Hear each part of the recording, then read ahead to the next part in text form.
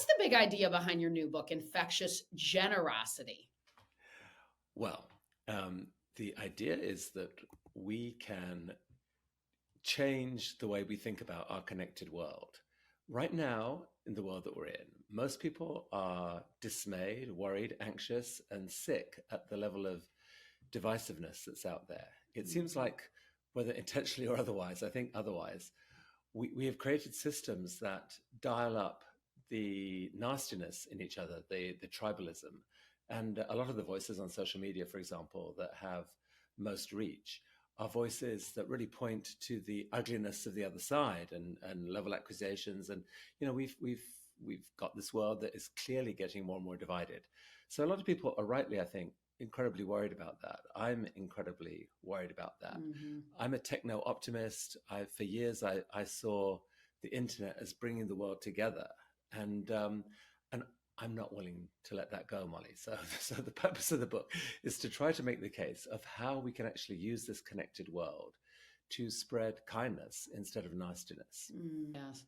Was there an aha moment in your own life that inspired you to write this book?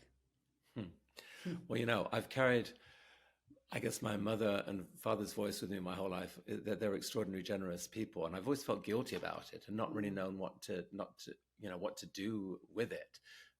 Because what's scary about generosity, it can feel like this sort of, if I go in that direction, I'm going to be subject to this endless, limitless sense of obligation. Mm. I don't think that's so. I think the way to think about generosity is as this wonderful experience that can unlock your better self and actually make your life happier. So for me, the big aha moment came when I found myself, running this strange organization, TED. Back 20 years ago, it was an annual conference that I'd taken over, but it was an inspiring conference. It was technology, entertainment, design, and people came out of it inspired. And I was trying to figure out how could we let that inspiration out into the world at large? Mhm. Um, I'd taken over TED through a nonprofit, and so there was an obligation to try and do this for the public good. And we couldn't figure out how to do it until this technology of online video came along. And as an experiment, we started putting out a few talks out onto the internet in that early sort of days when it was just juddery video and whatever. To our amazement, they went viral. And we had this dilemma. What do we do now? Because it felt like we had to give away all of our content. But that would imperil people paying for the conference, maybe. So we didn't know Mhm. what to do. Um, we went ahead and did it. I was surrounded by a group of very brave people, and it turned out to be the best thing we could ever have done. Far Mhm. from taking away demand for the conference, it actually increased it because the word about TED spread around the world. Lots of people started listening to TED Talks, started sharing them, started translating them into other languages.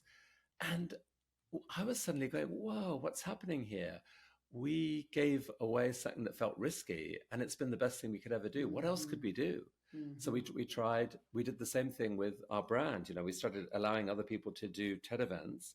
They called them TEDx events with that label on. Mhm. And it actually led to 3,000 annual events happening, Mhm. and 25,000 videos a year we were getting back out of it. A lot of the best speakers that people have heard came from these TEDx events. So, Molly, I started thinking that I had it, that the rules had changed, that Mhm. in this connected age, the rules had changed. What we should hold on to and what we should give away, we should rethink that. And Mhm. actually, there's a kind of new rule for this age, which is be brave, give away Mhm. the Mhm. thing that you can that feels like the most radical thing you Yeah. give away, and be absolutely amazed at what comes back. And I don't think that's just true for TED. I think it's true for any other organization. I think it's true for individuals as Mhm. well. And it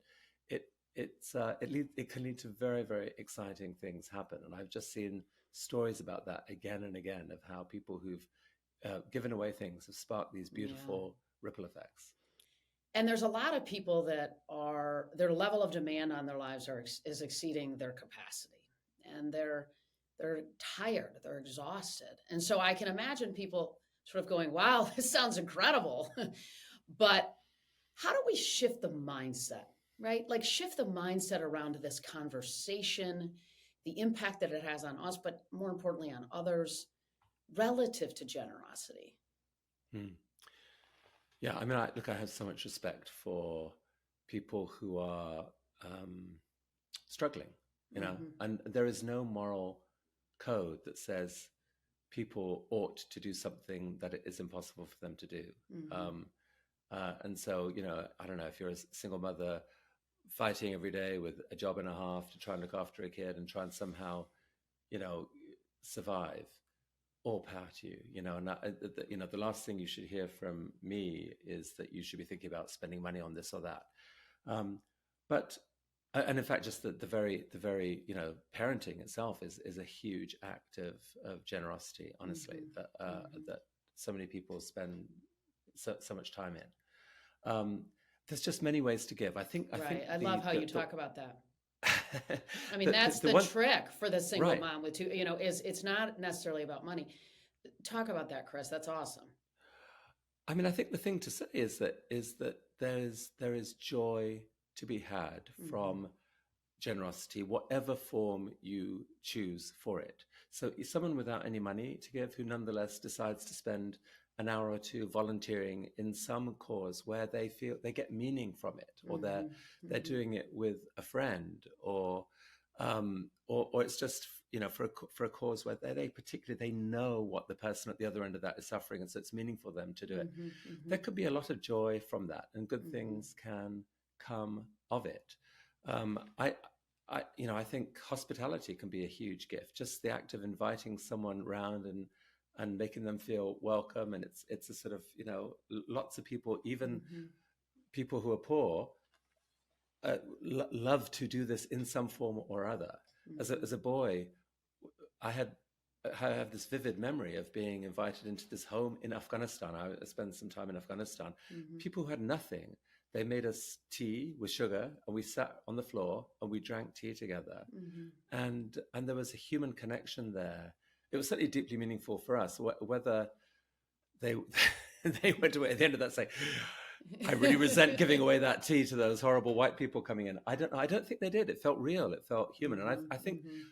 so. It's finding the way in which you can be generous, but just the very act of paying attention to someone. Sometimes the biggest act of generosity is to let someone feel seen. Mm-hmm. I've got several stories in the book of people who, they're walking down the street and they notice, there's someone in need there. Most of us feel uncomfortable when we see that, and our instinct is to walk on. But Mm-hmm. just the very act of stopping and looking at someone and having a Mm-hmm. conversation, that is generosity right there. And it may or may not lead to something else. It might lead to you buying them a coffee. It might lead to you giving them a little bit of money, or it might lead to many other things. So experiences like that have led to people, to huge ripple effects in people's lives, both on the receiving end and the giving end. And yeah, it starts with just that generosity mindset of saying, I'm going to be kind. Yeah, I think when people go on the internet, trying to find that generosity mindset makes a huge difference in how you respond. You see something you don't like online, our instinct is just to go F off or whatever it is. Mm-hmm. But maybe if instead you go, I guess I'm curious about why you said that. I don't immediately agree with that. Could you explain more? Mm-hmm. I want to understand you. Just the respect of listening to someone and trying to understand them. If we Sure. had more of that online, it would change Mm-hmm. everything. As leaders, and as we think about the corporate world and we think about real implementation, really structuring conversations around this to begin as leaders to help make that shift. And if you're not a leader, to be a part of making that shift in your organization, where would you tell somebody to start? I mean, look, I think there's huge power in just organizing a brainstorm in any Okay. organization Okay. that asks this question: what is the most radical thing we could give away? Cool. And Wow. just play with that question. Just play Mm, with that question. A lot of organizations have incredible assets or resources that actually probably could be shared with the world and um, would give a lot of value to people. And what they might well discover is that by giving them away, it will actually boost their own reputation. More Mm-hmm. people know about them, and they think about them. Wow, I can't believe this org gave that away. That is great. It will improve the quality of the people who apply for jobs there. And lots and lots of good, I think, can come from that. But look, it's different in every circumstance. But that's where I'd start. I think it's a Yeah. really, really exciting brainstorm to have. What is the most radical thing we could give away? Super cool. That is awesome advice. And you talk about the annual generosity checkup. And so can you get me inside of that a little bit? And what are the questions we should ask ourselves inside of our annual generosity checkup? Yeah, we briefly touched on this earlier because Yes. it goes, the question you're really trying to get to is this question of, am I a net giver or a net taker? And is there more I could do on that? And I think it starts with you're asking about your job, your main, sorry. I think it starts by asking about your job, how you're spending most of your time, and whether uh, you're working for the right kind of company. Yeah. And if you're not, whether either, I think your choices are either to try and do something about that at the company, or possibly to look for a job move if you can. That would be one piece. There's questions about hospitality. There's questions about are you spending any time volunteering? People who aren't in a position where they can, say, make that financial pledge. Can they make some kind of other time pledge? Could they commit an hour or two a week to Sure. volunteering? And then ultimately, it's about mindset. It's about, am I spending enough of my time in a generosity mindset? Because everything else will flow from that.